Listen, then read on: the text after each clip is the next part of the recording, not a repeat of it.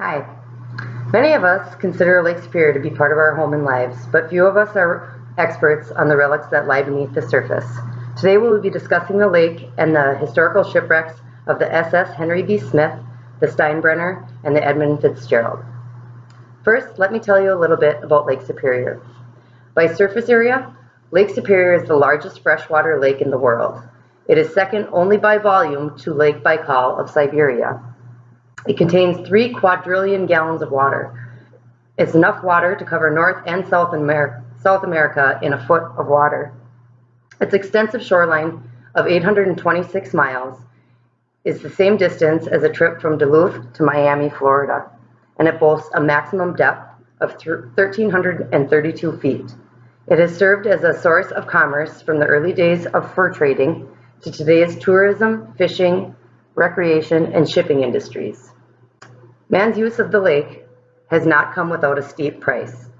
Lake Superior is beautiful, productive, cold, and powerful, and the climate it helps to create holds no mercy. I have spent countless days enjoying what Lake Superior has to offer.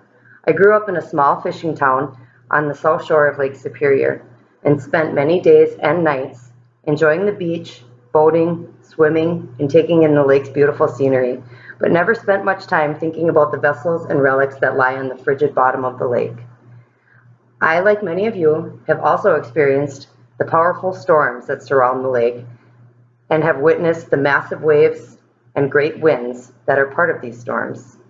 Lake Superior heavily influences the surrounding climate. Who hasn't heard the terms lake effect snow, warmer by the lake, colder by the lake, or gales of November? The average temperature of the lake's water is a mere 40 degrees. Wind gusts of over 60 miles an hour have been recorded, and the largest wave height recorded is a whopping 51 feet in Whitefish Bay. Most shipwrecks occur during harsh fall storms. The two of the wrecks that we will discuss today are no exception. Many vessels have sailed this Great Lake successfully, and many have perished. Some estimates claim that 350 ships and over 1,000 lives have been lost. The actual number is unknown, but the numbers are likely much higher. Next, I would like to discuss the demise of the SS Henry B. Smith. In 1906, American Shipbuilding Company launched a steam-powered shipping vessel for Acme Transit Company by the name of the SS Henry B. Smith. The boat was named after a prominent lumberman from Michigan. Made of steel, the 525-foot-long vessel was built primarily for bulk shipping. The ship was used heavily through its short life until the Great Lakes Storm of 1913 blew in and started its war against the boat. On November 9th, crewmates were found scrambling to lock down the hatches full of iron ore in order for the ship to leave port, with Captain James Owen mapping out his venture through the storm of a lifetime. Otherwise known as the Big Blow, or the White Hurricane, the storm cast waves over 35 feet as the ship ventured from Marquette Harbor. Little to be known, this would be the fatal end for the Henry B. Smith and his 25 crewmen. 20 minutes from port, the captain made a drastic decision to alter course, and this would be the last the ship would ever be seen for 100 years. The storm ended up being the deadliest and most destructive storm ever reported on the lakes, with casualties marking over 250, 19 ships were lost, and another 19 were stranded. The ship was marked as one of the casualties of the storm. The vessel was in 163 meters of water when it began to take on water. 2 days after the storm passed, debris from the vessel started washing up on various shores, along with 2 of the 25 crew members. In May of 2013, the ship was finally located. Over 100 years passed before the findings of what happened to SS Henry B. Smith was finally surfaced. Hi, I'm going to be talking about one of the 3 ships, and it's the Steinbrenner. It's the oldest ship of the 3, and its main hauls were cargo was iron ore, coal, and grain, and it had two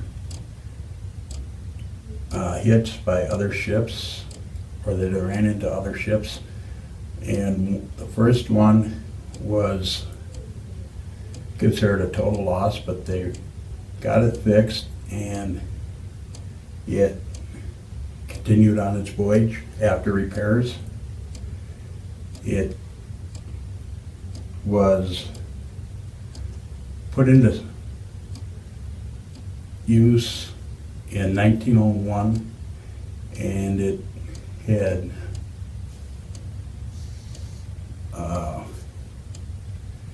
started to go down,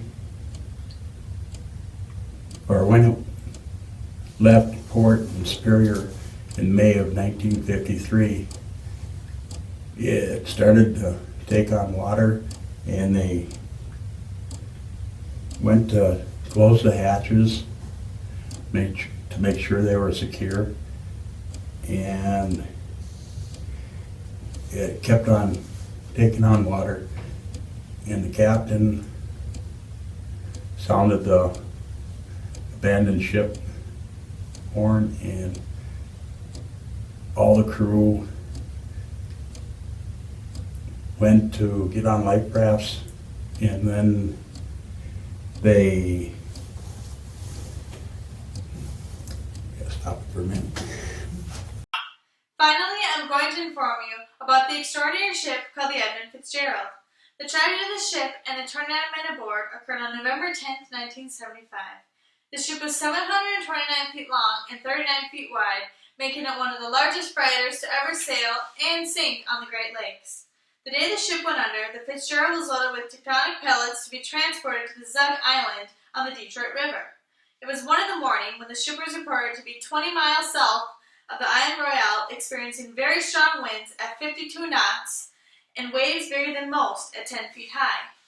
Due to the ship's 5 damages prior to this voyage, the Fitzgerald was not prepared for the storm. The winds were blowing and the waves were getting bigger and bigger as the night went on. Captain McScorley was taking the storm very seriously, but soon was realizing he was losing control of his ship. At 4:10 p.m. on November 10th, the Fitzgerald radioed the Arthur M. Anderson requesting assistance for the remainder of the voyage.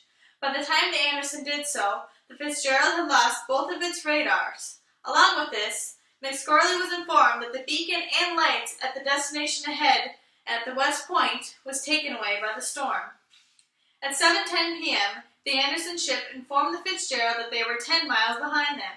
When you think about it, in their situation, 10 miles was very far away due to them being in the middle of a storm.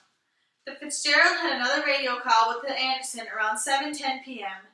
Neither of them realized this was the last time either of them were going to speak. Between 7:20 and 7:30, the Anderson lost all connection and visual sights of the Fitzgerald. The tragedy struck and the Edmund Fitzgerald had sunk. Even though the ship had vanished, it was never forgotten and still isn't to this day. In summary, we have given an insight on Lake Superior and 3 of its many shipwrecks that lie on the surface. The SS Henry Smith, the Steinbrenner, and the Edmund Fitzgerald were 3 shipwrecks we are intrigued by and hope you thought were interesting too.